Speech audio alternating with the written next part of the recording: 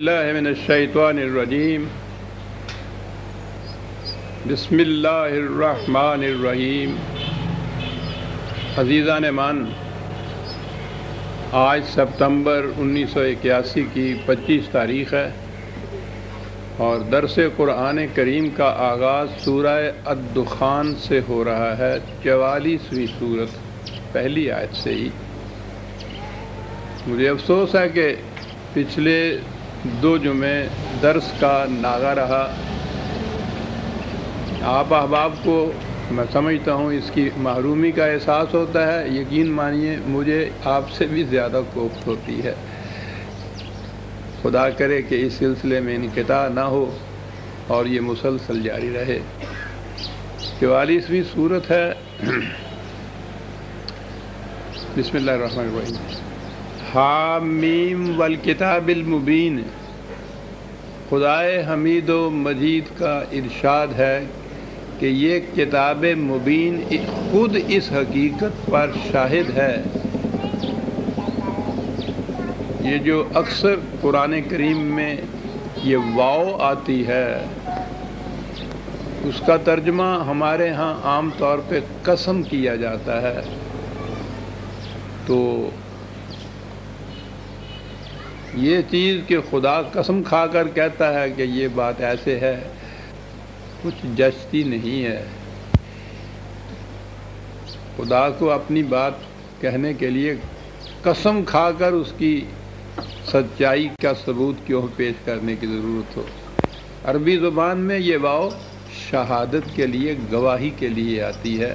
یہ کتاب خود اس چیز پر گواہ ہے، یعنی کتاب کا متن، خود کتاب کی تعلیم، کتاب کا پیام، یہ جو آگے بات کہی جا رہی ہے، خود کتاب اس پر گواہ ہے، اس کی شاہد ہے، اور کتاب ہے یہ مبین ہے، خود واضح اور ہر شے کو واضح کرنے والی۔ اس قسم کی یہ الکتاب ہے اور الف لام ہے۔ خاص طور پر یہ ضابطۂ قوانین جو خود واضح ہے اور ہر شے کو واضح کر دینے والی ہے، اس حقیقت پر اس کا متن، اس کے مندرجات، اس کا پیغام، اس کی تعلیم اس پر شاہد ہے کہ انا انزلناہ فی لیلۃ مبارکۃ انا کنا منذرین فیہا یفرق کل امر حکیم۔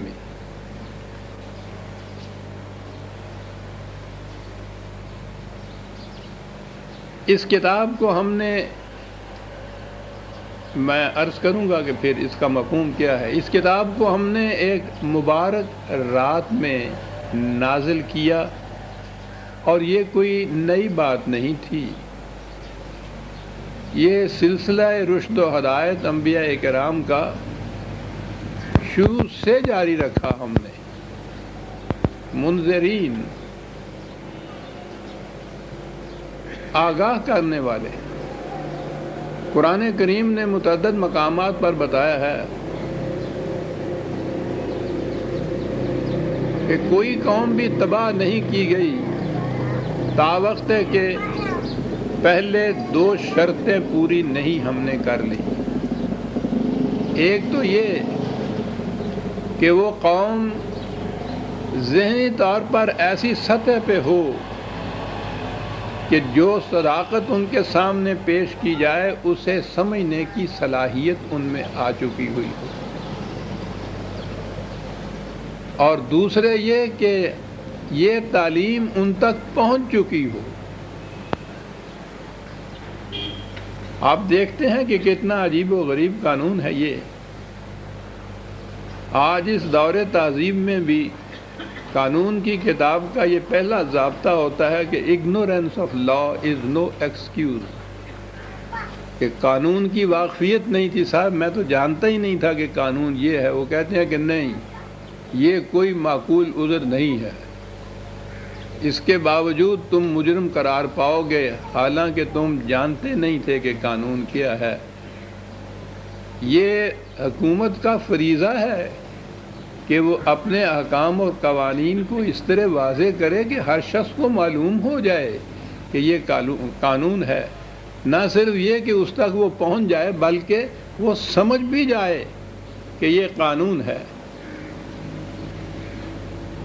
تو یہ دو چیزیں قرآن کریم نے متعدد مقامات پہ کہی ہیں کہ اس قوم میں ذہنی طور پر اس کی صلاحیت ہو کہ وہ اس پیغام کو سمجھ لیں۔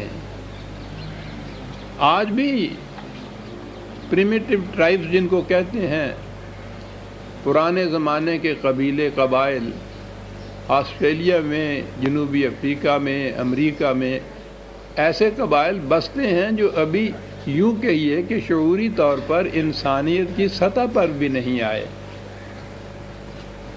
وہ قریباً حیوانی سطح پر ہیں ذہنی صلاحیت کے اعتبار سے، ان میں ان چیزوں کے سمجھنے کی صلاحیت ہی نہیں ہے۔ اور پھر بہت سی قومیں ایسی بھی ہوں کہ جن تک یہ پیغام پہنچا ہی نہیں ہے۔ تو اس پیغام سے انحراف ان قوموں کے لیے کہ جو یا تو اس کے سمجھنے کی صلاحیت نہیں رکھتی یا یہ پیغام ان تک پہنچا ہی نہیں ہے، ان کو اس کی پاداش یا سزا دے دینا یہ عدل کا تقاضا تو نہیں ہو سکتا۔ تو یہ جو قرآن کہتا ہے نا کہ انا کننا منذرین، ہمارا یہ شیوا رہا ہے، سنت اللہ رہی ہے، یہ روش ہے ہماری کہ ہم پہلے آگاہ کرتے ہیں ہر قوم کو کہ تمہارے اندر اس قسم کی خرابیاں پیدا ہو چکی ہیں جن کا نتیجہ تباہی ہوگا۔ یہ جو کہا جاتا ہے نا کہ وہ قوم تباہ کر دی جاتی ہے، تو ایسا نظر آتا ہے جیسے کہ خدا ایک دن کسی وقت غصے میں آتا ہے اور آ کے کر دیتا ہے کہ الٹ پلٹ کر دو، تیس نیس کر دو۔ خدا کسی قوم کو تباہ نہیں کرتا۔ اقوام اپنی غلط روش، اپنے غلط قوانین، غلط نہج زندگی، غلط معاشرہ، اس کے جو نتائج نکلتے ہیں وہ تباہ کن ہوتے ہیں، تو وہ اپنے ہاتھوں خود تباہ ہوتی ہے۔ یہ چیز جو ہے کہ انہیں یہ معلوم ہونا چاہیے کہ جو کچھ ہم کر رہے ہیں اس کا نتیجہ تباہی ہے۔ یہ خدا نے اپنے ذمے لیا کہ انہیں معلوم ہو اور وہ سمجھنے کی صلاحیت رکھتے ہوں، تو اس کے بعد بھی اگر وہ اپنی اس غلط روش، تباہ کن روش کے اوپر مصر رہیں، اڑے رہیں، اس سے باز نہ آئیں، تو پھر اس کا لازمی اور فطری نتیجہ تباہی ہوتا ہے۔ یہ ہے قوموں کی تباہی سے مفہوم۔ انا کننا منذرین، ہماری یہ سنت چلی آ رہی ہے کہ ہم پہلے آگاہ کر دیا کرتے ہیں قوموں کو کہ تمہاری یہ روش تباہ کن ہے، اس کو چھوڑ دو ورنہ تم ہلاکت میں پھنس جاؤ گے۔ ہم ایسا کرتے رہے، تو اسی بنا پر یہ کتاب اب نازل کی گئی ہے کہ دور حاضر کی یعنی نزول قرآن کے زمانے کی کتابیں اقوام یا بعد میں قیامت تک آنے والی اقوام، کیونکہ نبی اکرم صلی اللہ علیہ وسلم آخری نبی اور قرآن خدا کی آخری کتاب تمام نوع انسان کے لیے قیامت تک کے لیے، تو گویا آگاہی اب اس قرآن کی روح سے اقوام کو کر دی گئی کہ فلاں روش تباہی کا نتیجہ پیدا کرتی ہے اور فلاں روش زندگی کی خوشگواریاں دیتی ہے۔ ہم ایسا کرتے چلے آ رہے ہیں، اسی بنا پر یہ کتاب نازل کی ہے۔ فیہا یفرق کل امر حکیم۔ کیوں یہ چیز نازل کی جاتی ہے؟ خدا کی طرف سے پیغامبری کیوں آتی ہے؟ نہیں، تعلیم خدا کی، وہ غلط اور صحیح میں فرق کر دیتی ہے، حق اور باطل میں تمیز کر دیتی ہے۔ انسانی زندگی میں غلط اور صحیح کچھ آپس میں اس طرح سے گڑمڑ ہوئے ہوتے ہیں، التباس ہوتا ہے ان کے اندر، ملے ہوئے ہوتے ہیں کہ وہ آسانی سے پہچانے نہیں جاتے۔ تو یہی وجہ ہے کہ ایک قوم ایک چیز کو بالکل ناجائز اپنے ہاں سمجھتی ہے، دوسری قوم اس کو بالکل جائز سمجھتی ہے۔ اب یہ فیصلہ کس طرح سے کیا جائے کہ یہ واقعی غلط اور ناجائز ہے یا صحیح ہے؟ وہ قوم تو اپنی اپنی جگہ دلائل بھی اس قسم کے وہ دے دیں گے، دونوں ہی، جیسے افراد جھگڑتے ہیں تو وہ بھی اس قسم کے دلائل دے دیتے ہیں، اقوام بھی دلائل پیش کر سکتی ہیں۔ اس لیے انہی پر اگر چھوڑ دیا جائے تو یہ تو فیصلہ پھر نہیں ہو سکتا کہ حق کون سا ہے اور باطل کون سا۔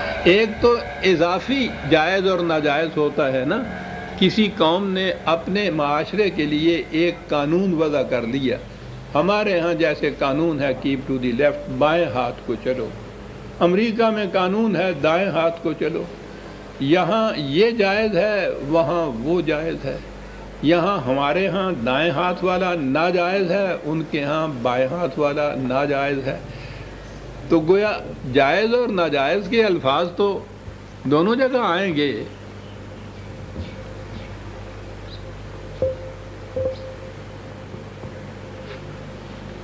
ٹھیک ہے جی، اسے اصطلاح میں کہتے ہیں ریلیٹو ٹروتھ، اضافی حق، یعنی اپنے ہاں ہمارے ہاں یہ چیز جائز، ان کے ہاں وہ چیز جائز، اس لیے کہ اس کے لیے اپنا پیمانہ رکھا ہوا ہے، انہوں نے اپنا پیمانہ رکھا ہے، ہم نے اپنا پیمانہ رکھا ہے، یہ ریلیٹو یا اضافی ہوتا ہے۔ لیکن ایک شے ہے جسے مطلق حق یا جائز اور مطلق ناجائز کہا جائے گا۔ فریب دینا کسی کو، یہ مطلق ناجائز ہو گیا، یعنی یہ بات نہیں ہے کہ کوئی قوم اپنے ہاں فیصلہ کر لے کہ فریب دینا جو ہے اچھا ہے تو وہ اچھا ہو جائے، دوسری قوم کہے کہ اچھا نہیں ہے تو وہاں ناجائز ہو جائے۔ یہ چیزیں ریلیٹو نہیں ہوتی، یہ انہیں کہتے ہیں مطلق یا ایبسلیوٹ ٹروتھ۔ انسانی فکر ایبسلیوٹ ٹروتھ جو ہے اس کو متعین نہیں کر سکتی۔ انسانی شعور یا عقل یا قومی مفاد معاشرے کا اپنا اپنا فائدہ دیکھتا ہے، وہ اس چیز کو جائز قرار دیتا ہے جس میں اس کا فائدہ ہوتا ہے۔ افراد میں بھی تو آپ دیکھتے ہیں نا، یہی ہوتا ہے، جھگڑے اسی بات پہ ہوتے ہیں۔ اقوام میں بھی یہ ہوتا ہے کہ ہر قوم اپنا فائدہ جس میں دیکھتی ہے اسے اپنے ہاں جائز قرار دیتی ہے، دوسری قوم اپنا فائدہ جس بات میں دیکھتی ہے اسے جائز قرار دیتی ہے، اور یہ سارے ٹکراؤ اس لیے ہو رہے ہیں کہ جائز اور ناجائز، حق اور باطل مطلق کا کوئی پیمانہ نہیں ہے انسانوں نے رکھا اپنے پاس۔ اگر پوری انسانیت کے پاس ایک پیمانہ ہو مطلق حق اور باطل کا، کہ یہ نہیں کہ اس قوم میں یہ حق ہے اور دوسری قوم میں وہ باطل، بلکہ پوری انسانیت یہ تسلیم کی کر لے کہ یہ چیز جو ہے حق ہے اور یہ چیز باطل ہے۔ مثلا مساوات انسانیہ کا قرآن کریم نے جو پہلا ایک بنیادی اساسی صداقت اور سچائی کا پیمانہ دیا ہے، مساوات انسانیہ۔ اب اس میں انسان کے رنگ، نسل، زبان، وطن کی کوئی تخصیص نہیں ہے، ایک جیسے۔ اقوام عالم نے یہ پیمانہ اپنے ہاں نہیں رکھا، وہ اپنے ہاں اپنی قوم کے افراد جو ہیں ان کو ہمیشہ برتر قرار دیتی ہے دوسری اقوام کے انسانوں سے۔ تو گویا یہ پیمانہ مطلق نہ ہوا، اضافی ہوا، ریلیٹو ہوا، اور اسی وجہ سے یہ جتنے فساد دنیا میں پیدا ہو رہے ہیں، پہلے تو نوع انسانی اقوام میں بٹی، اور پھر قوموں نے اپنے ہاں یہ فیصلہ کیا کہ رائٹ مائی کنٹری، رائٹ اور رانگ، میرے ملک کا مفاد، غلط اور صحیح کی ہمیں پرواہ نہیں ہے، یعنی تم غلط یا صحیح جو کہو ہمیں اس کی پرواہ نہیں ہے، میرے ملک کا مفاد میرے نزدیک یہ جائز، جو اس مفاد کے خلاف ہے جو کچھ وہ ناجائز۔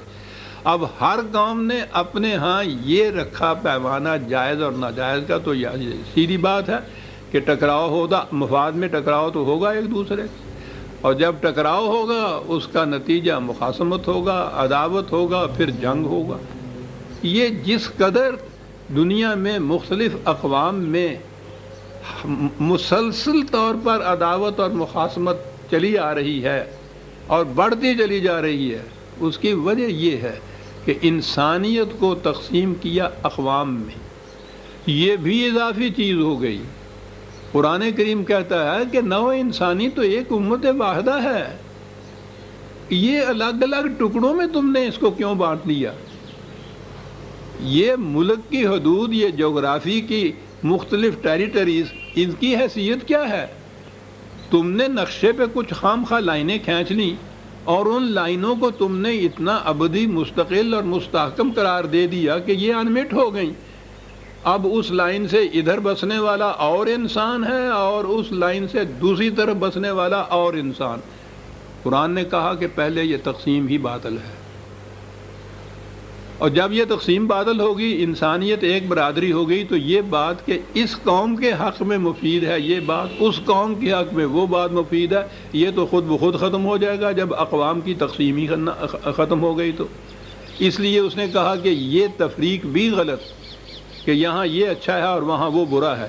اچھے اور برے کا معیار قوموں کا، افراد کا اپنا ذاتی فیصلہ نہیں ہے، اس کے لیے مطلق پیمانہ ہونا چاہیے جو انسانوں کا وضع کردہ نہ ہو۔ اسے قرآن کی اصطلاح میں قدر، اقدار، اب آج کل کی اصطلاح میں ویلیوز کہا جاتا ہے۔ پرماننٹ ویلیوز، ایبسلیوٹ ویلیوز، تمام نوع انسانی کے لیے ایک پیمانہ، قدر کے معنی پیمانہ ہوتا ہے۔ تو قرآن کریم نے دیا کیا نوع انسانی کو؟ یہاں تو یہ ہے نا کہ اس رات میں ہم نے نازل کیا فیہا یفرق کل امر حکیم، خدا کی حکمت بالغہ کے بنیاد پر تفریق کر دی گئی ہے ہر معاملے میں، حق اور باطل کی، غلط اور صحیح کی، اور مطلق ہے یہ تفریق جو کی گئی ہے، اضافی نہیں ہے، تمام نوع انسان کے لیے، ہر مقام پر، ہر قوم کے لیے یہی کچھ ہے۔ کیا چیز ہے یہ جو مطلق، جسے میں نے کہا ہے، بار بار کہہ رہا ہوں، ایبسلیوٹ جسے کہہ رہا ہوں؟ یہاں تو قرآن نے کہا ہے لیلۃ المبارکۃ، دوسری جگہ ہے انا انزلناہ فی لیلۃ القدر۔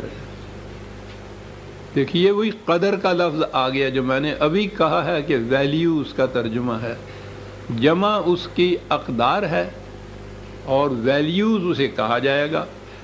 اضافی نہیں ہوں گی، ریلیٹیو نہیں ہوں گی، بلکہ ایبسلیوٹ، مطلق اقدار۔ تو قرآن نے بتایا یہ کہ اس کتاب کے اندر اللہ تعالیٰ نے اقدار دی ہیں۔ لیلۃ القدر، میں لیل کا ابھی مفہوم بیان کروں گا۔ قرآن نے دیا یہ ہے، اس تعلیم کی روح سے اقدار ملی ہیں، ویلیوز ملی ہیں، اور ویلیوز انسان کی سطح پر ہوتی ہیں، حیوان کی سطح پر ویلیو نہیں ہوتی۔ حیوان کی سطح پر اس کی طبعی یا جسمانی زندگی کی پرورش، بس یہ مقصد ہوتا ہے۔ جیسا کہ میں اکثر مثال میں کہا کرتا ہوں کہ زمیندار کے گھر سے بیل ایک باہر جاتا ہے، بھوکا ہے، سب سے پہلے جو کھیت اس کے سامنے آئے گا وہ اس میں چرنے لگ جائے گا۔ اس کو اس سے مطلب نہیں کہ وہ کھیت اس کے مالک کا ہے یا کسی غیر کا ہے، اس لیے کہ اس کے نزدیک صرف پیٹ بھرنا مقصد ہے۔ اپنے مالک کا یا غیر کا یہ جو فرق ہے، اپنے ہاں کے مالک یا اپنے کھیت سے چرنا جائز، دوسروں کے کھیت سے چرنا ناجائز، بیل کی سمجھ کی بات نہیں ہے، اس کی سطح کی نہیں ہے، یہ انسانیت کی سطح کی ہے، جائز اور ناجائز، اسے ویلیو کہتے ہیں۔ ویلیوز انسانی سطح پر آتی ہے۔ تو قرآن کریم جو ہے یہ اقدار دیتا ہے، اسے اسی لیے لیلۃ القدر کہا گیا ہے۔ اسی کو یہاں فیہا یفرق کل امر حکیم کہا گیا ہے کہ یہ تفریق کر دی ہے اللہ تعالیٰ کی حکمت بالغہ میں ہر معاملے کے اندر۔ یہ سچ، یہ جھوٹ، یہ حق، یہ باطل، یہ جائز، یہ ناجائز، یہ ہے جو کچھ قرآن نے کیا ہے، تفریق کر دی۔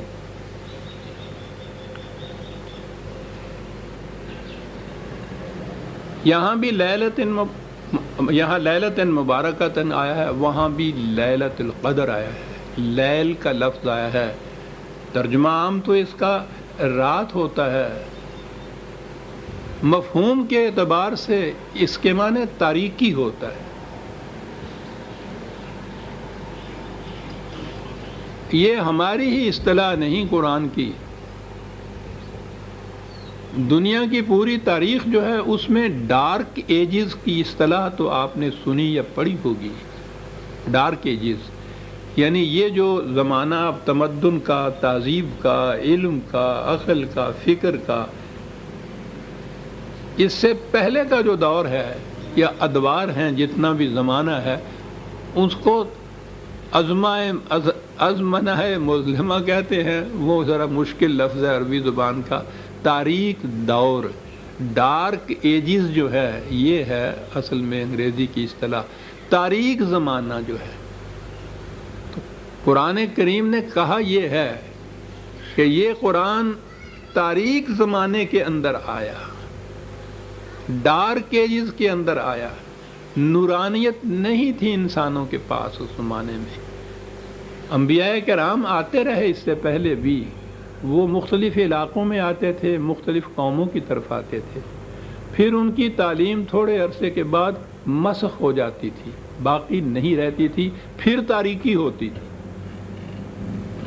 پوری نوع انسانی پر تاریخ بتاتی ہے کہ زمانہ نزول قرآن میں اقدار یا وحی کی روح سے جو روشنی ملی تھی، آسمانی روشنی یا دانش نورانی جسے اقبال کہتا ہے، وہ دنیا میں اپنی اصلی شکل میں کہیں بھی موجود نہیں تھی۔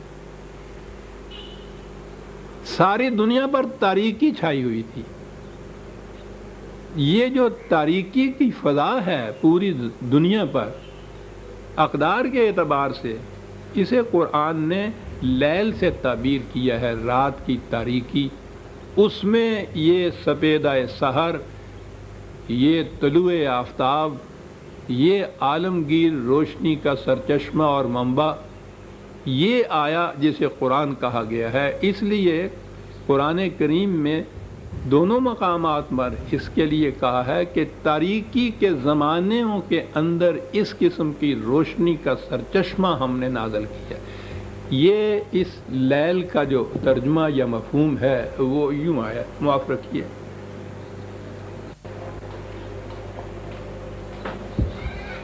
رنگ تو سفید ہی آئے گا نا؟ اچھا،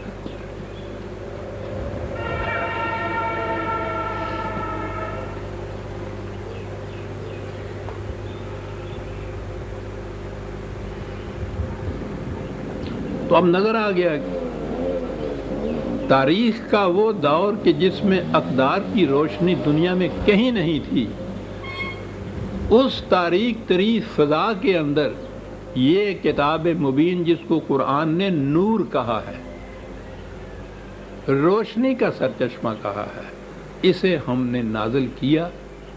کاہے کے لیے؟ روشنی کیا کرتی ہے؟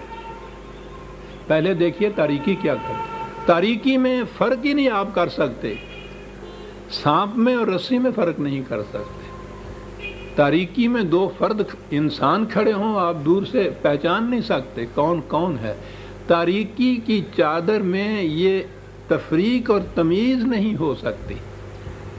یہ تو طبعی جسمانی تاریکی کی بات ہوئی، اسی طرح سے اخلاقی اور فکری تاریکی بھی جو ہے اس میں بھی غلط اور صحیح کی تمیز نہیں ہو سکتی۔ تو تاریکی وہ شے ہے جس میں تفریق اور تمیز نہیں ہوتی۔ روشنی کیا کرتی؟ وہ سانپ کو سانپ دکھا دیتی ہے، رسی کو رسی دکھا دیتی ہے۔ گویا روشنی تفریق کر دیتی ہے صحیح اور غلط میں، ہر شے کو اپنے صحیح مقام پہ دکھا دیتی ہے۔ یہ ہے اور یہ ہے، دھوکہ نہیں کھاتا پھر انسان۔ یہ ہے جس کو قرآن نے فیہا یفرق کل امر حکیم کہا ہے کہ اس میں خدا کی حکمت بالغہ کی بنا پر تمام امور میں تفریق و تمییز کر کے رکھ دی. پتہ چل گیا کہ غلط کیا ہے، صحیح کیا ہے، حق کیا ہے، باطل کیا ہے. یہ کیا اس قرآن نے. آپ دیکھیے گا کتنی صاف اور واضح بات ہے جو قرآن کریم نے کہی. لیکن میں آپ کو یہ عرض کروں کہ قرآن پہ عجمی اثرات ہیں وہ کس طرح سے چھا گئے.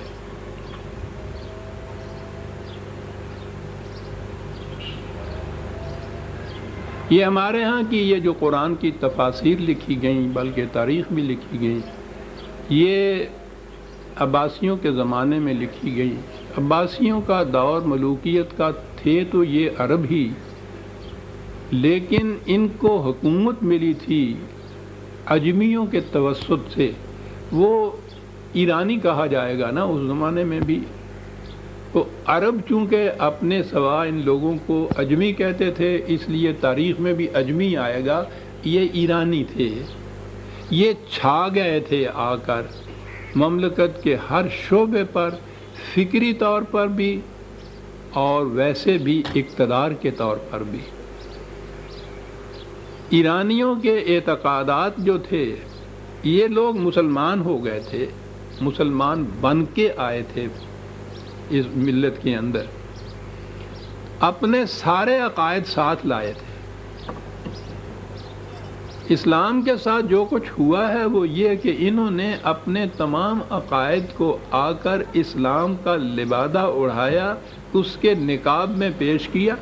اور چونکہ یہ وہ دور تھا جس میں سب سے پہلے آپ کے ہاں یہ ساری چیزیں مدون ہوئیں.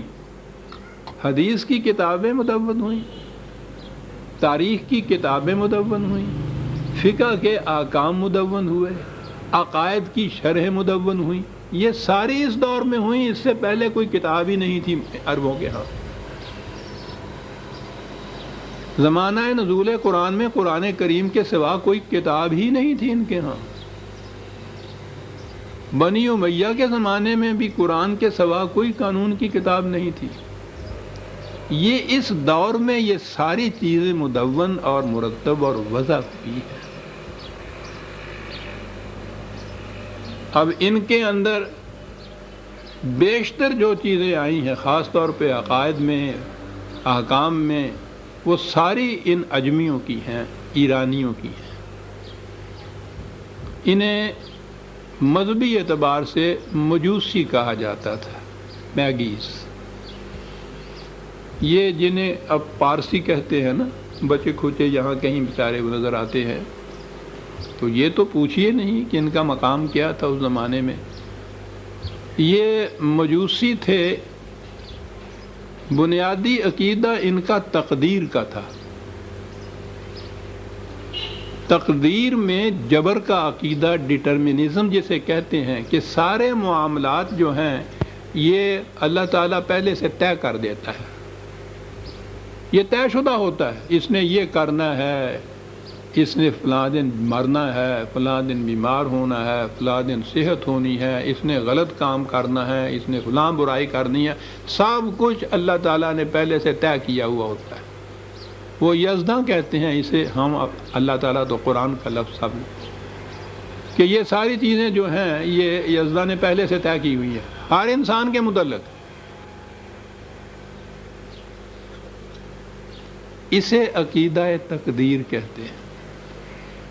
حالانکہ تقدیر جو تھا اس میں اگر یہ اس کو قدری کہتے ہیں، دوسرا اس کے مقابلے میں جو عقیدہ تھا وہ قدری کہلاتا ہے کہ نہیں، انسان کو صاحب اختیار و ارادہ پیدا کیا گیا ہے، یہ اپنے اعمال کا خود ذمہ دار ہے، خدا مجبوراً اس سے گناہ نہیں کراتا. یہ ابلیس کا عقیدہ تھا. بہرحال مجوسیوں کا، ایرانیوں کا عقیدہ یہ تھا کہ تمام معاملات پہلے سے خدا کی طرف سے طے شدہ ہوتے ہیں. اس طے شدہ کے لیے ان کا عقیدہ یہ تھا کہ سال میں ایک رات آتی ہے اس رات کو سال میں ہونے والے سارے واقعات، افراد کے بھی اور اقوام کے بھی، وہ سب واقعات اس رات کو طے ہو جاتے ہیں خدا کی طرف سے۔ پتہ نہیں آپ لوگوں نے بھی بڑی بوڑھیوں سے سنا ہے یا نہیں کہ وہ بہت بڑا درخت ہوتا ہے اس رات، اس کے نیچے فرشتہ کھڑا ہوتا ہے ایک بہت بڑا تھال لے کر، جس نے مرنا ہوتا ہے سال میں اس کے پتے جھڑ جھڑ کے اس تھال کے اندر گر پڑتے ہیں۔ تو گویا بنیادی طور پہ اس رات کو آنے والے سال میں جو کچھ ہونا ہوتا ہے، خواہ وہ افراد کے لیے ہو یا اقوام کے لیے، وہ طے ہو جاتا ہے اس رات کو۔ اب اسلام میں تو کوئی اس قسم کا تصور ہی نہیں تھا طے ہو جانے کا۔ اگر یہ چیز آ جائے کہ یہ خود خدا کی طرف سے طے شدہ ہوتا ہے کہ اس نے فلاں گناہ کرنا ہے، اس نے فلاں ظلم کرنا ہے، تو پھر تو مکافات عمل، جزا اور سزا، رشد و ہدایت، انبیاء کرام کا سلسلہ، یہ ساری چیزیں باطل قرار پا جاتی ہیں، ان کا فائدہ ہی کچھ نہیں رہتا، وہ تو پہلے سے طے شدہ ہے۔ نہ ہی یہ شخص ذمہ دار رہتا ہے اپنے کسی عمل کا، وہ تو کرایا ہے خدا نے، نہ ہی پھر جنت اور دوزخ و مقامات عمل کا کوئی فائدہ رہتا ہے کہ وہ جب خود ہی زبردستی کراتا ہے اس سے غلط کام، تو غلط کام کے بعد اسے بھیج دیتا ہے جہنم میں، تو وہ تو پوچھ سکتا ہے نا کہ صاحب میں تو ذمہ دار ہی نہیں تھا، کرایا تو آپ نے اور آپ ہی مجھے جہنم میں بھیج رہے ہیں۔ تو اسلام میں تو یہ عقیدہ تھا ہی نہیں۔ یہ عقیدہ جو تھا یہ وہاں سے چلا۔ یہ بات لمبی ہو جائے گی، میرا خیال ہے شاید تقدیر کے موضوع پر اس سے پہلے جب بھی باتیں آئی ہیں تو میں نے یہ باتیں بیان کی تھیں۔ ہمارے ہاں یہ چیز قرآن میں ہو ہی نہیں سکتی تھی، یہ قرآن کی بنیاد کے خلاف ہے۔ قرآن تو مکافات عمل قرار دیتا ہے، ہر شخص کو اس کے عمل کا ذمہ دار قرار دے دیتا ہے، لیکن یہ چیزیں جو تھیں وہ ادھر سے آئیں۔ اب وہ ایک رات جس میں فیصلہ ہونا ہے سب کچھ، آپ کے ہاں کیسے آئے؟ یہ عباسیوں کے زمانے میں ان کے وزیر بھی اور بڑے بڑے دانشور بھی برامکا کہلاتے تھے۔ ایران کے مجوسیوں کے ہاں کے معبد جو تھے، ان کے ہاں کے شریعت والے، مذہب والے، ان کے ہاں بڑے بڑے عہدوں پہ لوگ جو تھے یہ تھے برامکا۔ یہ مسلمان ہوئے اور یہ آئے اور یہ عباسیوں کے زمانے میں انہوں نے اتنا عروج حاصل کیا کہ گویا سلطنت کی زمام اور لگام ان کے ہی ہاتھ میں تھی، اور تمام عقائد، نظریات، خیالات سارے ان لوگوں نے پھیلائے یہاں آنے کے بعد۔ اب وہ جو رات وہاں اپنے ہاں مناتے تھے جس میں یہ سارے فیصلے ہونے تھے، وہ رات آپ کے ہاں بھی انٹروڈیوس ہوئی، وہ جسے آپ شب برات کہتے ہیں۔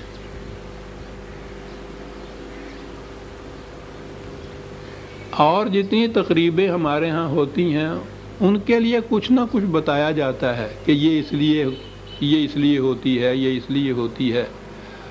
شب برات کے متعلق کچھ نہیں بتایا جاتا، یہی ہوتا ہے کہ اس میں عبادت کی جاتی ہے، حضور نوافل پڑھتے تھے، باہر قبرستان میں نکل جاتے تھے، یعنی یہ نہیں کہ یہ پرٹیکولر رات جو ہے خاص، یہ خاص رات اس کے لیے کیوں مخصوص ہوئی، کیا بات تھی اس کے اندر، کچھ نہیں بتایا جاتا، منائی جاتی ہے اتنے زور شور سے،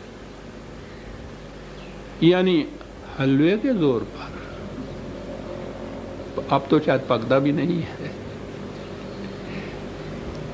اتنا اہم تہوار ہے آپ کے ہاں، آپ دیکھ رہے ہیں، یہ وہ رات ہے مجوسیوں کی۔ برات کے تو معنی تقدیر کے یا قسمت کے ہوتے ہیں فارسی زبان میں، شب برات تقدیر اور قسمت تک کے بانٹنے کی رات، فیصلہ کرنے کی رات۔ یہ آپ کے ہاں یہ آئی شب برات بن کے، اور شب برات کے متعلق یہ عقیدہ ہے نا کہ اس رات کو یہ پھر فیصلے ہوتے ہیں، وہی جو ان کے ہاں اس رات کے متعلق تھا عقیدہ۔ اب یہ عقیدہ بھی آ گیا، شب برات بھی آ گئی آپ کے ہاں،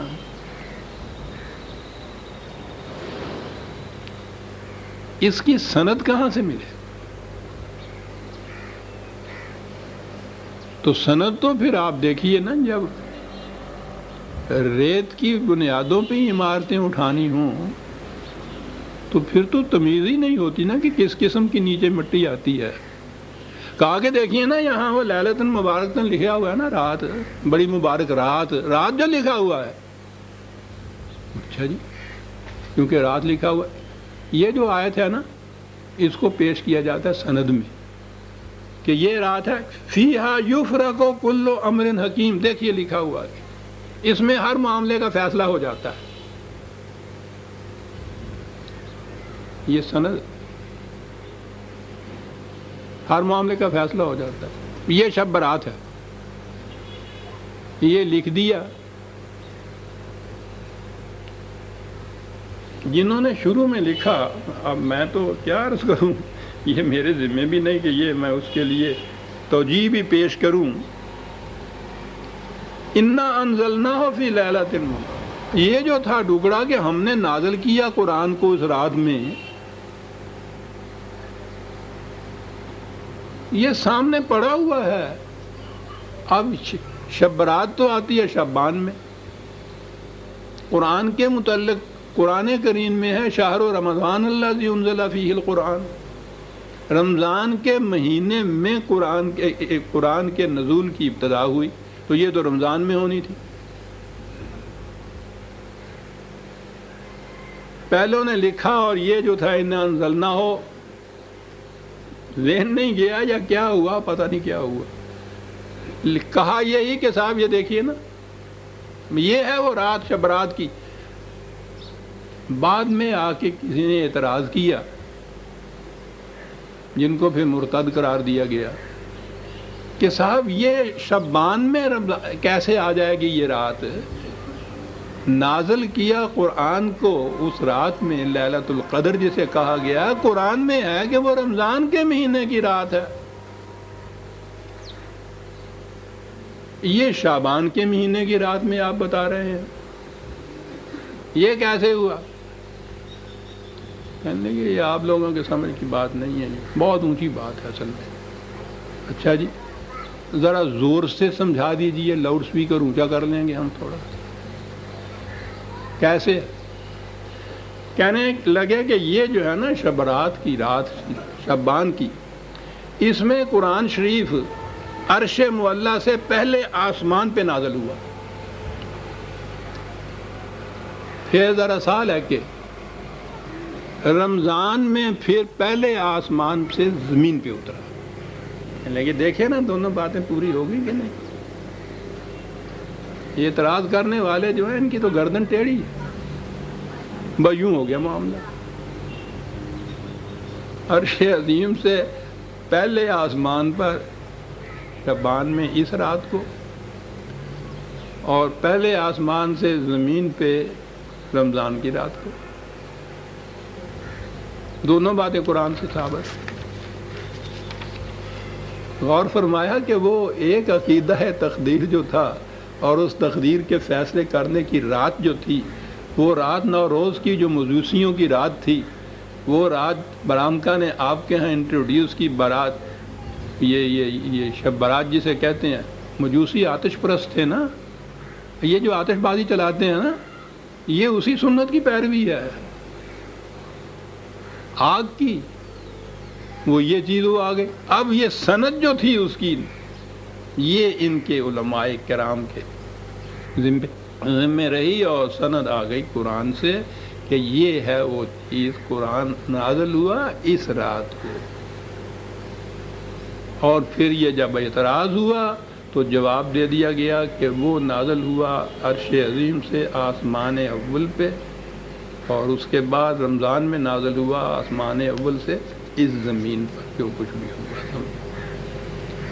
پہلا آسمان، دوسرا آسمان، تیسرا آسمان، وہ تو ان کے نزدیک یہ جو ہے نا اوپر آپ کو حد نگاہ نظر آتا، یہ پہلا آسمان شیشے کا ڈل ہے، اس کے اندر تارے جن کو کہتے ہیں نا آپ، وہ ہیرے موتی لال جڑے ہوئے ہیں ایک آسمان، پھر اس کے بعد اس کے اور اگلے آسمان میں 500 وہ میل کا فاصلہ، پھر اس کے بعد دوسرا آسمان، پھر تیسرا، 7 آسمان، 7 آسمان کے اوپر ایک سمندر، سمندر میں پہاڑی بکرے، ان بکروں کے سینگوں کے اوپر عرش الہی. یہ ہے نا ساری تقسیم آپ کے ہاں کی. تو یوں آسمان اول اور عرش جو ہے اس طرح سے آتا ہے سب کچھ.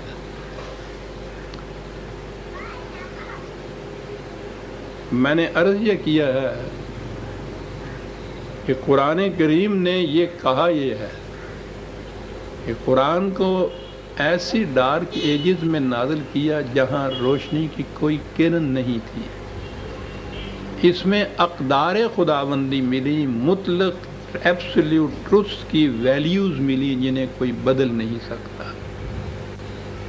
اس اعتبار سے یہ رات لیلۃ القدر بھی ہوئی، لیلۃ مبارکۃ بھی ہوئی. انا کننا منذرین مقصد بھی بتا دیا کہ کاہے کے لیے یہ اقدار دے دی گئی، کیوں فرق کیا گیا غلط اور صحیح میں، تاکہ بعد میں یہ نہ کہیں صاحب ہمیں بتایا ہی نہیں گیا کہ یہ غلط تھا تو ہم اس سے مجتنب کس طرح سے رہ سکتے تھے. بتا تو دیا ہوتا. انا کننا منذرین فیہا یفرق کل امر حکیم. یہ فرق کرنے والی بات خود قرآن کریم کو فرقان کہا ہے. قرآن نے، اللہ تعالیٰ نے قرآن کریم کو ہی فرقان بھی کہا ہے. یہ 25/1 ہے غالباً، اور ریفرنس کے لیے میں دیکھوں. ہاں جی 25/1 تبارک الذی نزل الفرقان علی عبدہ لیکون للعالمین نذیرا. آپ دیکھتے ہیں للعالمین، پھر وہی نذیر کا لفظ یہاں منذر وہاں آیا ہے، اور یہاں فرقان کا لفظ آیا ہے، فیہا یفرق کل امر حکیم آیا ہے. تفریق کر دینے والا، فرق کر دینے والا حق اور باطل کے اندر. اسی اعتبار سے امرن من عندنا، اب یہاں سے بتا دیا گیا کہ یہ ویلیوز ایبسلیوٹ ہیں. انسانوں کی بنائی ہوئی ویلیوز جتنی ہوں گی وہ ریلیٹیو ہوں گی، اضافی ہوں گی، بدلنے والی ہوں گی، الگ الگ ہوں گی، اپنے اپنے اغراض اور مفاد کے تحفظ کے لیے وضع کی جائیں گی. یہ ویلیوز انسانوں کی بنائی ہوئی نہیں ہیں. امرن من عندنا. اگلی بات پھر وہی انا کننا مرسلین. اور یہاں وہاں یہ کہا تھا کہ ہماری یہ سنت روش رہی ہے کہ ہم آگاہ کرتے ہیں پہلے قوموں کو کہ یہ غلط ہے اور یہ صحیح ہے. اب یہ جو کتاب بھیجتے ہیں، یہ لکھی لکھائی ہوئی کتاب آسمان سے یوں نازل ٹپک نہیں پڑتی، نازل نہیں ہوتی. یہ ایک انسان کی وساطت سے دوسرے انسانوں کو دی جاتی ہے، جنہیں کتاب ملنے کے اعتبار سے نبی یا نبوت کہا جاتا ہے. لیکن اس کا فریضہ یہ نہیں ہوتا کہ اس کو کتاب ملے اور وہ اپنے تک رکھ لے. وہ رسول ہوتا ہے. رسول کے معنی پیغامبر ہیں، قاصد کے ہیں، خدا کا پیغام انسانوں تک پہنچانے والا. اسی لیے ہر نبی کو رسول کہا گیا ہے کہ خدا کی طرف سے اس کو یہ ملتا ہے تو یہ تو نبوت ہوتی ہے. اس پیغام کو جب وہ انسانوں کا دوسرے انسانوں تک پہنچاتا ہے تو یہ فریضہ رسالت ہوتا ہے. قاصد بھی کہا، رسول کہا، ہر رسول کو رسول امین بھی کہا. نہایت امین، امانت دار قاصد. تو قاصد کی پہلی تو ڈیوٹی یہی ہوتی ہے کہ جو پیغام کسی نے دیا ہے بین ہی لفظاً وہی پیغام دوسرے تک پہنچائے. قاصد آتا ہی اس طرح سے، وہ اپنی طرف سے اس میں کچھ اضافہ نہیں کرتا، رد و بدل نہیں کرتا. اور اگر اس کے ساتھ پھر امین کا لفظ بھی خود خدا ہی اس کے ساتھ اضافہ کر دے اس کا، تو رسول امین، قاصد کو ویسے ہی امین ہونا چاہیے، لیکن یہ خدا نے کہا کہ ہمارے قاصد جو آتے رہے ہیں یہ امین ہوتے تھے، یہ اس میں خیانت نہیں کرتے تھے، جو کچھ خدا کی طرف سے ملتا تھا بعین ہی وہی کچھ یہ دوسروں تک پہنچا دیتے تھے۔ یہ ایک بہت بڑا نقطہ ہے جس سے وضاحت ہوتی ہے کہ رسول اپنی طرف سے اس میں نہ کچھ ایڈ کرتا تھا نہ اس میں رد و بدل کرتا تھا، رسول ہوتا تھا رحمت من ربے کا۔ یہ سارا سلسلہ کیوں کیا گیا؟ کہ مقصود تھا خداوندی کہ نوع انسانی کی نشو و نما کی جائے۔ رحمت سامان نشو و نما کو کہا جاتا ہے، یہ تھا مقصود۔ تو نشو و نما میں ایک تو انسانوں کی جسمانی نشو و نما ہوتی ہے، جسمانی نشو و نما بھی، اور ان کی انسانیت کی نشو و نما بھی۔ قرآن ایک ایسا ضابطہ ہے جس میں یہ دونوں پرورشیں یا نشو و نما جسے میں نے کہا ہے ہیومن ڈیولپمنٹ کے لیے، فزیکل، اور پھر دوسری اس کے لیے وہ انگریزی کا لفظ کچھ صحیح نہیں جسے اسپرچول انہوں نے کہہ دیا، یہ اس کے اندر سامان موجود ہے۔ جسمانی نشو و نما کے لیے نظام دیا ہے معاشی قرآن نے کہ جس سے ہر فرد کی نشو و نما ہوتی رہے، اس طرح کہ وہ کسی کا مرہون منت نہ ہو، محتاج نہ ہو، احسان نہ اس کے اوپر دوسرا دھرے، مانگ کے نہ لے کسی سے، محتاجی اور گداگری سے کسی سے نہ لے۔ یہ سامان نشو و نما فزیکل لائف کے لیے بھی، اور انسانیت کی زندگی جیسے میں نے کہا ہے وہ جو اقدار سے نشو و نما ملتی ہے اس کے لیے اقدار بھی خدا کی طرف سے ملی، اس سے انسانیت کی نشو و نما ہوتی ہے۔ رحمت من ربک، رحمت اس سامان کو کہتے ہیں، ایک تو اس میں بڑی نرمی ہونی چاہیے، میں نے بتایا ہوا ہے نا کہ یہ لفظ رحم سے ہے، رحم مادر جس میں بچہ پرورش پاتا ہے، اس قسم کی پرورش کے لیے رحمت کا لفظ آتا ہے، بلا احسان اور مروت کے۔ بچے پہ کوئی احسان نہیں ہو رہا ہوتا جو اس کی پرورش ہو رہی ہوتی ہے، ماں اس پہ احسان نہیں کر رہی، ماں کو تو علم ہی نہیں ہوتا کہ پرورش ہو کیسے رہی ہے، اگرچہ اسی کے جسم کا حصہ ہوتا ہے جس سے یہ بچہ بنتا ہے، لیکن ماں کے علم کے بغیر یہ سب کچھ ہو رہا ہوتا ہے۔ اور اتنی رحمت ہوتی ہے، لچک لوچ اتنی ہوتی ہے اس رحم کے اندر کہ وہ جسے کہتے ہیں نا ہارڈ باؤنڈ، یہ نہیں، وہ سخت نہیں ہوتا، وہ بچہ اس کے اندر لیٹتا ہے، کودتا ہے، جیسے وہ کہتے ہیں، سب کچھ اس قدر لچک دار، اس قدر نرمی اور رفاقت اور شفقت اور رافت اور رحمت اس کے اندر ہوتی ہے، اور نشو و نما کا سامان ملتا چلا جاتا ہے۔ تو آپ دیکھتے ہیں کہ یہ عربوں کے ہاں یہ لفظ جو تھے کتنے وسیع معنی کو، اقدار کو اپنے اندر لیے ہوئے ہوتے تھے۔ رحمت من ربے کا، انہ هو السمیع العلیم، سنتا بھی ہے، اور اگر نہ بھی تم اپنے ہاں زبان سے سناؤ تو علیم، وہ جانتا بھی ہے۔ ایسا یہ سننے والا، جاننے والا، یہ ہے وہ نظام آپ کے ہاں جو اس رحمت یا پرورش کا ذمہ دار ہوگا، جاننے والا اس کو ہونا چاہیے۔ وہ شام کی صحرا میں حضرت عمر رضی اللہ تعالیٰ عنہ جب واپس آ رہے تھے قادسیہ سے، تو صحرا میں کسی ایک خیمے میں اپنی عادت کے مطابق یہ تحقیق کیا کرتے تھے کہ رعایا پہ کیا گزر رہی ہے، کیا حالات ہیں ان کے، کوئی کسی کی مشکل تو نہیں ہے۔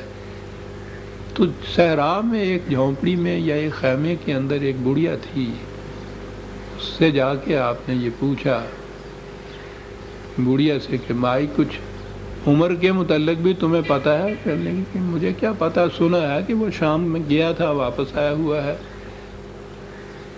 کہنے لگی کہ وہ کوئی واسطہ تمہارا اس سے؟ کہنے لگی میرا واسطہ کچھ نہیں۔ کہنے لگی تمہاری کوئی ضرورت کی؟ کہنے لگی تمہیں میں ضرورت کیا بتاؤں، ضرورتیں میری بے شمار ہیں۔ کہنے لگی تم نے اپنی کسی ضرورت کو خلیفہ تک پہنچایا بھی ہے؟ کہنے لگی کیا کہا تم نے؟ خلیفہ تک میں اپنی ضرورت کو پہنچاؤں؟ اگر وہ خدا کے نام پہ نظام قائم کیے ہوئے ہے تو اسے خدا کی صفت علیم کا مظہر ہونا چاہیے۔ اگر وہ رعایا کے ہر ایک رعایا کی مشکلات سے واقف نہیں تو جاؤ عمر سے کہہ دو کہ چھوڑ دو اس خلافت کی ذمہ داریوں کو، تم اس کے اہل نہیں ہو۔ خدا کے نام پہ نظام کرنے والے کو خدا کی صفات کا مظہر ہونا چاہیے، اور اس کی ایک صفت خبیر اور علیم بھی ہے، اس کو باخبر ہونا چاہیے۔ میں بھکاری ہوں، گداگر ہوں، محتاج ہوں کہ میں جا کے مانگوں اور اپنی مشکل اس پر پیش کروں، یہ اس کا فریضہ ہے۔ زندگی کا باقی حصہ اس واقعہ کو یاد کر کے رویا کرتے تھے۔ وہ کہتے تھے کہ عمر تم نے کیا ذمہ داری اپنے اوپر لے لی ہے صاحب۔ سمیع علیم کاہے کے لیے یہ سب سمیع اور علیم؟ رب السماوات والارض وما بینہما، کتنی بڑی ذمہ، رب کا لفظ یہاں آیا، آپ دیکھیے، ربوبیت بہم پہنچانے والا، نشو و نما بہم پہنچانے والا، خارجی کائنات کا بھی، اس عرض کا بھی، اور اس دور میں ما بینہما کہنا کسی کے ذہن میں نہیں آ سکتا تھا کہ یہ آسمانی کرے اور یہ عرض اور یہ ان کے درمیان خلا جسے ہم کہتے ہیں، نظر سے آتا ہے کہ بالکل خالی ہے وہ۔ یہ تو آج کے دور نے بتایا کہ خلا تو محال ہے، فطرت کے کارخانے میں خلا نہیں ہے۔ جو ہمیں یوں نظر نہیں آتا ان کے اندر کائناتیں بس رہی ہیں۔ قرآن کریم نے سماوات و ارض و بینہما کہا ہے ہر جگہ۔ رب ہے وہ ان سب کا۔ ان کنتم موقنین، بات تو کہا ہم نے کہی ہے، تحقیق تم کرو گے تو تمہیں یقین آ جائے گا اس بات کا کہ ہم نے ٹھیک کہا ہے۔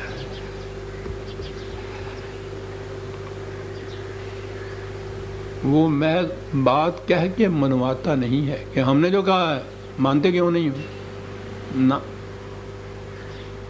یقین کا درجہ علم سے بھی اگلی منزل ہوتی ہے۔ تو کیسے یہ اس چیز کے متعلق پتہ چلے کہ جو ہم نے کہا ہے ٹھیک ہے؟ تحقیق کرو گے تو پتہ چلے گا نا۔ تو یہ تو فریضہ عائد ہو گیا قرآن کو ماننے والوں کا کہ وہ تحقیق کریں اس چیز کی کہ وہ رب السماوات والارض وما بینہما ہے، اور اس تحقیق کے بعد، اس علم کے اگلے درجے کے بعد جس کو یقین کہا جاتا ہے، اس درجے پہ پہنچے تو پھر وہ حقیقت میں ایمان لانے والا ہوگا اس بات پہ کہ واقعی خدا رب السماوات والارض ہے۔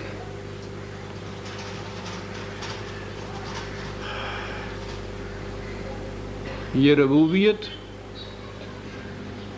پوری کائنات کی ربوبیت، اس کا نتیجہ کیا نکلتا ہے، یا یہ ربوبیت قائم کیسے ہو سکتی ہے؟ لا الہ الا ہوا بنیاد ہے ساری آپ کے یہاں اسلام کی عزیزان من۔ لا الہ الا اللہ یا الا ہو، الہ کوئی نہیں ہے اس کے سوا۔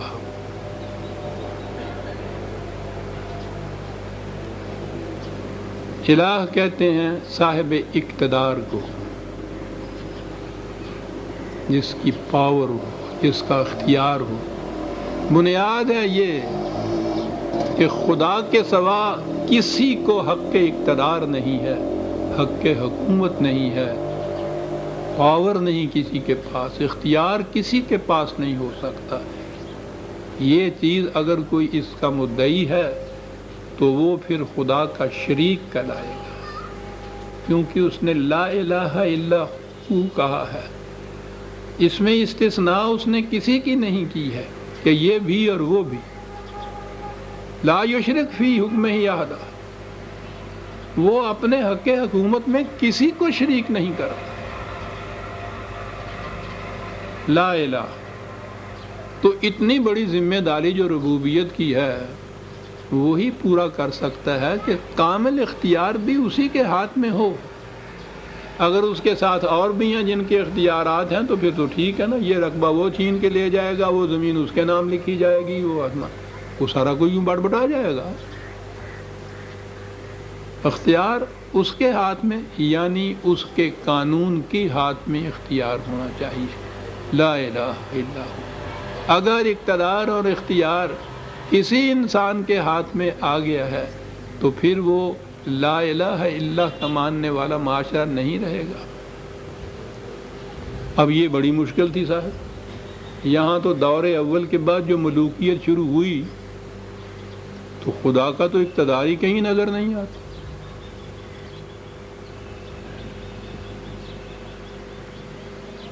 وہ ہے ہی نہیں بیچ میں۔ پتہ نہیں پہلے بھی سنایا یا نہیں، لیکن ہے وہ بڑا متعلقہ ایک چیز اور واضح بھی کر دیتی ہے۔ ریاست سوات اس سے پہلے ریاست تھی، اب تو اس انتظام کے اندر آ گئی نا، تو وہاں والی تھے تو ان کا تو اختیار مطلق ہوتا ہے۔ وہاں ایک قرآنی مولوی صاحب تھے، بڑے دبنگ قسم کا آدمی، مرحوم ہو گئے، عجیب شخص تھا وہ، جو اس کی جرأت و مردانگی اور زبردستی تھی نا، اس کی بنا پہ اسے مولوی ہٹلر کہا کرتے تھے لوگ۔ دربار پورا لگا ہوا، ریاست کے تمام ارکان خادر بیٹھے ہوئے، والی صاحب صدر، تلاوت قرآن کریم سے حسب عادت، ہماری عادت ہی ہے یہ شروع کیا۔ اس نے تلاوت کی للہ ما فی السماوات و ما فی الارض جمیعا منہ، سماوات میں اور ارض میں جو کچھ ہے صرف خدا کی ملکیت ہے، کسی کی نہیں۔ مالی ہٹلر بیٹھے ہوئے تھے، وہیں سے پکارے جھوٹ بولتے ہو، بکو مت، بیٹھ جاؤ۔ سناٹا چھا گیا۔ ہم تصور نہیں کر سکتے کہ ریاست کا والی اس زمانے کی کیا چیز ہوتی تھی۔ پھر قرآن کی آیت کے متعلق یہ کہنا، اس دھڑلے سے کہنا جھوٹ بولتے ہو، بیٹھ۔ انہوں نے حکم دیا، کیا کہا تم نے؟ کہا کہ میں نے یہ کہا ہے۔ کہنے لگے کیسے کہا؟ کہنے لگا کہ انہوں نے یہ کہا یہ ہے کہ سماوات اور عرض میں جو کچھ ہے خدا کی ملکیت ہے۔ سماوات کا تو مجھے علم نہیں ہے، میں وہاں گیا ہوں، باقی عرض کا بھی مجھے پتہ نہیں ہے۔ جہاں تک ریاست کی عرض یا زمین کا تعلق ہے، میں یہ جتنے بھی ریونیو کے دفاتر ہیں، مالیہ، ان کے دفاتر کے ریکارڈز میں دیکھ کے آیا ہوں۔ رجسٹر میں ساری ریاست کی زمین کا ملکیت کا جو خانہ ہے اس میں والی لکھا ہوا ہے، مرلے زمین کے آگے بھی خدا نہیں لکھا ہوا۔ تو جب واقعہ یہ ہے تو یہ کہنا کہ آسمان کو چھوڑ دیجئے کہ ارض میں جو کچھ بھی ہے ساری ارض خدا کی ملکیت ہے، جھوٹ بولتا ہے۔ یہ ایک مرلہ بھی نہیں ہے یہاں تو۔ لا الہ الا اللہ کا مفہوم وہ سمجھتا تھا۔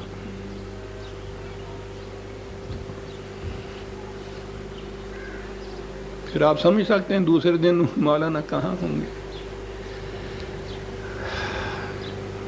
کہاں کہا ہے رب السماوات والارض وما بینہما، ان کنتم موقنین لا الہ الا ہوا یحیی و یمیت، موت اور زندگی اس کے قانون سے وابستہ ہے۔ زندگی عطا کرنے والے اسباب اور سامان جتنے ہیں یہ بھی اسی کی ملکیت کے اندر رہنے چاہیے، کسی دوسرے کے نہیں۔ کہا تمہارا ہی رب نہیں؟ یہ بات نہیں کہ میں پہلی دفعہ کہہ رہا ہوں، نزول قرآن میں نبی اکرم صلی اللہ علیہ وسلم فرما رہے ہیں اپنی مخاطب قوم کو، تمہارا ہی رب نہیں، رب و آبائکم الاولین، تمہارے آباء و اجداد کا بھی وہی رب تھا، کوئی نیا خدا نہیں میں لایا تمہارے لیے، شروع سے یہی رب چلا آ رہا ہے۔ کہا حقیقت تو یہ ہے، لیکن اب یہ جو نقشہ ہے ان کے معاشرے کا جس میں ایک مرلہ زمین جو ہے اس کے سامنے ملکیت کے خانے میں خدا نہیں لکھا ہوا، یہ کیا ہے؟ کیا یہ ایمان ہے اس چیز پہ کہ واقعی ارض کی ملکیت خدا کی ہے؟ کہا بل ہم فی شک یلعبون، یقین نہیں ان کو اس بات کا، تلاوت کر دیتے ہیں یہ نہیں یقین ہے کہ واقعی یہ ملکیت خدا ہی کی ہے، دوسرے کی نہیں ہے، اس باب میں کوئی شک میں ہے۔ اور پھر اس کے بعد جب یقین نہیں رہتا تو کہتے ہیں کیا بات کہہ گیا قرآن، کہتے ہیں جب ان حقائق یا صداقتوں پہ یقین نہ رہے تو زندگی کھیل کود سے زیادہ کچھ رہتی نہیں ہے، پھر کھیل ہی کھیل ہے سارا۔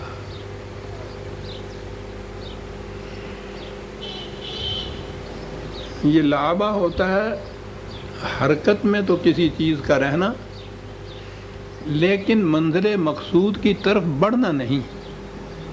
جو کشتی گر جائے امواج میں، موجوں کے تلاطم کے اندر، تو بڑے زور سے حرکت کرتی ہے، لیکن وہ موجیں اسے ساحل کی طرف نہیں جانے دیتی۔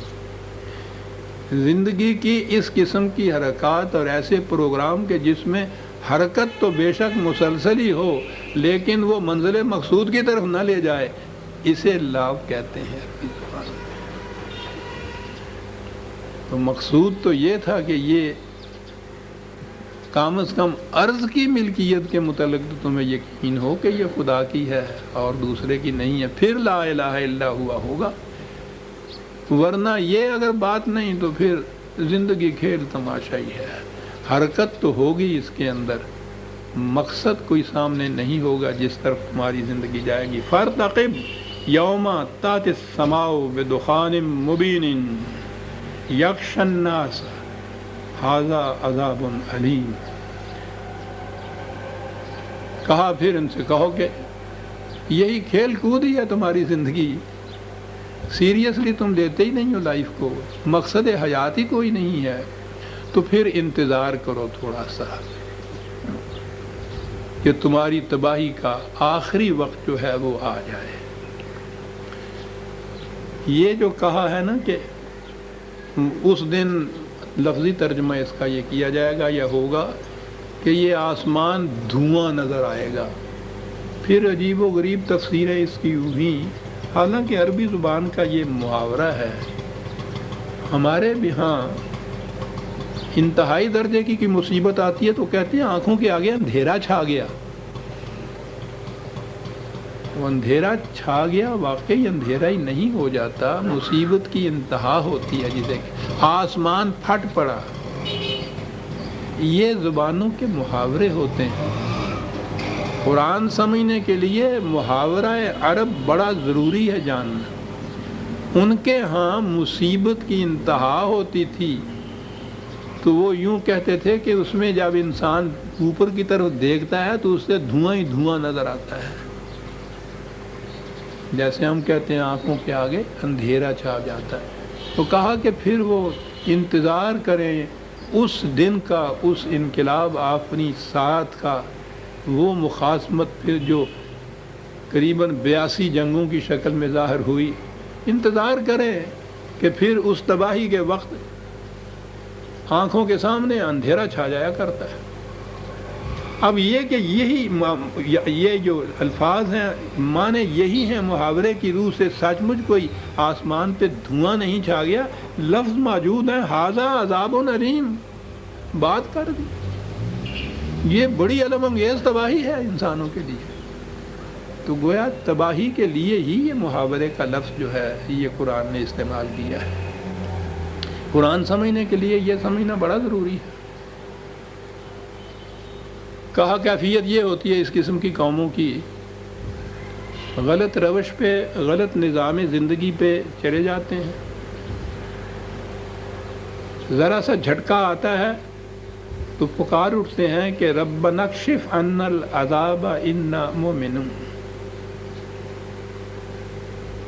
کہ پروردگار اگر تو آپ کے معاف کر دے، اس مصیبت کو دور کر دے، تو اس کے بعد ہم کبھی یہ نہیں کریں گے۔ قومیں کیسے یہ کہتی ہیں تو معلوم نہیں، ہم افراد جس طرح کہتے ہیں یہ تو روزمرہ کا ہمارا معاملہ ہے، یا میرے اللہ یہ اس دفعہ کا معاف ہو جائے نا، میں کبھی یہ لاگے نہ جائے، میری توبہ، میرے ستیانی بھی توبہ، بدینی توبہ کرتا ہے انسان۔ کہتے ہیں یہ منظرین جو ہم ہیں نا، آگاہ کرتے ہیں، پہلی دفعہ ہی وہ آخری تباہی نہیں لے آتے، ہلکے ہلکے سے جھٹکے پہلے آتے ہیں، ان کو وارننگ دی جاتی ہے، متنبہ کیا جاتا ہے کہ بابا غلط روش ہے، دیکھو اس کا یہ نتیجہ نکلتا ہے۔ تو اس میں تو یہ ہوتا ہے کہ یہ اگر یہ عذاب دور ہو جائے، یہ تباہی دور ہو جائے، تو آئندہ کے لیے آپ دیکھیے کہ ہم کس طرح سے پکے مومن بن جاتے ہیں صاحب۔ لیکن پھر پکے مومن بنتے نہیں ہیں، اپنی پہلی روش میں اور آگے بڑھتے چلے جاتے ہیں، تاکہ پھر وہ آخری وقت آ جاتا ہے جس میں تباہی ناگزیر ہو جاتی ہے، اٹل ہو جاتی ہے۔ وہاں جا کے جب یہ کہیں کہ یا اللہ ہم سے یہ تباہی دور کر دے، کہا کہ اس وقت کہا جاتا ہے ان سے کہ انا لہم الذکری، وہی بات جو میں نے کہی تھی کہ خدا یہ اتمام حجت کرتا ہے کہ پہلے وارننگ دیتا ہے ان کو، ان تک پہنچاتا ہے یہ بات۔ یہاں وہی کہا کہ کہو تم تک یہ وارننگ پہنچی تھی یا نہیں پہنچی تھی؟ وَقَدْ جَاءَهُمْ رَسُولٌ مُبِينٌ، تمہاری طرف یہ ہمارا قاصد پیغامبر آیا، امین، دیکھیے یہاں مبین، واضح طور پر اس نے بات سمجھا دی تھی، کوئی شک نہیں تھا، کوئی شبہ نہیں تھا۔ یہ جو اب قرآن کے متعلق ہر قسم کا معاذ اللہ جو نقص ہو سکتا ہے نا کسی کتاب میں، وہ قرآن کی طرف ہوتا ہے، اس میں یہ بھی واضح نہیں ہے جی، مجمل ہے جی، مفہوم نہیں سمجھ میں اس کا آتا ہے۔ اب اس کو کتاب پہلے بھیجی، پھر اس کو سمجھانے کے لیے ساتھ اور بھیجنے چاہیے۔ یہ جو دعوے کرتے ہیں نا آپ آنے والے، وہ یہی کہہ کے یہ کتاب نہیں لاتے، وہ کہتے ہیں نہیں من نیستم رسول نے آوردام کتاب، پھر کیا کرنے آیا؟ تو خدا دی کتاب سمجھاؤن آیا، چنگی کتاب بھیجی، ایسی کتاب کہ اس کے سمجھانے کے لیے پھر کچھ نبیوں کی قسم کی چیزیں بھیجنی شروع کی، تو ختم نبوت کاہے کے لیے کی؟ وہ پہلے سلسلے کو کیا ہو گیا تھا جو اسی طرح سے جاری رہتا، نبوت کو تو ختم کیا۔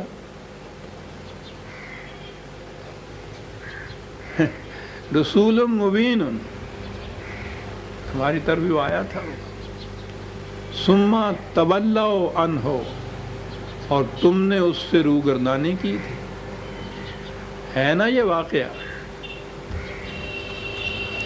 کہا روگردانی نہیں کرتے تھے تم، اس کے خلاف بڑی طنز آمیز باتیں کیا۔ وہ کہتا تھا کہ خدا کی طرف سے یہ پیغام ہے جو ملا، قالوا معلم، یہ کہتے ہیں کہ اسے کوئی چپکے سے سکھا جاتا ہے یہ بات، اس لیے کہ ان کے سامنے رسول اللہ صلی اللہ علیہ وسلم کی زندگی قبل از نبوت کی تھی، اس میں تو آپ ان پڑھ تھے۔ قبل از نبوت میں یاد رکھیے، یہ جو ہے نا کہ حضور ساری زندگی امی رہے، ان پڑھ، یہ بالکل قرآن کے خلاف ہے۔ نبوت کے بعد آپ اس ان پڑھ امی نہیں رہے تھے. قرآن کہتا ہے کہ اس کے بعد آپ جانتے تھے. اور پھر ایسا رسول عظیم جس نے علم کی اتنی اہمیت دنیا کے سامنے پیش کی ہے، تو وہ اتنے بڑی ذمہ داری کے اوپر ہو تو وہ اس کے بعد لکھنا پڑھنا بھی نہ سیکھے کہیں سے. لیکن یہ لوگ کہا کرتے تھے کہ یہ جو اس قسم کی باتیں کہنے لگ گیا ہے، کوئی آ کر اس کو سکھا جاتا ہے. دوسرے کہتے تھے کہ نہیں یار، یہ باتیں تو عجیب و غریب قسم کی کچھ کرتا ہے، کوئی ایسا نظر نہیں آتا جو یہ سکھاتے اس قسم کی باتیں سکھا کے جائے. تو پھر کیا کہتے تھے؟ کہتے تھے پاگل ہو گیا ہے. ٹھیک ہے، وہ پاگل ہی ہوتا ہے. یہ تو اپنی طرف سے بڑی دانشمندانہ تدبیریں کرتے ہیں نا اپنے لیے. تو ہمیں کون چھیڑ سکتا تھا، ہمیں کون مار سکتا تھا؟ وہ کہنے والا یہ کہے کہ تمہاری کوئی تدبیر کام نہیں آئے گی، رکھی کی رکھی رہ جائیں گی. یا تو اس کے متعلق یہی وہ کہتے ہیں کہ یہ پاگل ہو گیا ہے. تو یہ چیز بھی حضور کے متعلق تھی، پاگل ہو گیا ہے. کبھی کہتے تھے کہ آپ پر کسی نے جادو کر دیا ہے. اِنَّا کاشف العذاب قلیلا انکم عائدون. کہا کہ پہلے یہ تھا، یہ ہلکے ہلکے جھٹکے آتے تھے، تم گڑگڑاتے تھے، نظر آتا تھا کہ اگر واقعی یہ جھٹکے ختم کر دیے جائیں تو آئندہ تم اپنی اس غلط روش سے باز آ جاؤ گے. لیکن تم ہر بار یہی کرتے تھے، ہر بار پلٹ کے اپنی روش پہ آ جاتے تھے، تاکہ وہی جو مہلت کا وقفہ ہوتا ہے بیماری میں اور موت کے درمیان، وہ مہلت کا وقفہ ہوتا ہے. صحیح علاج کر دیا جائے تو زندگی مل جاتی ہے، نہ کیا جائے یا غلط علاج کیا جائے موت آ جاتی ہے. پھر کہا کہ اس طرح سے یہ مہلت کا وقفہ تم نے ضائع کیا. یوم نبطش البطشۃ الکبریٰ انا منتقمون.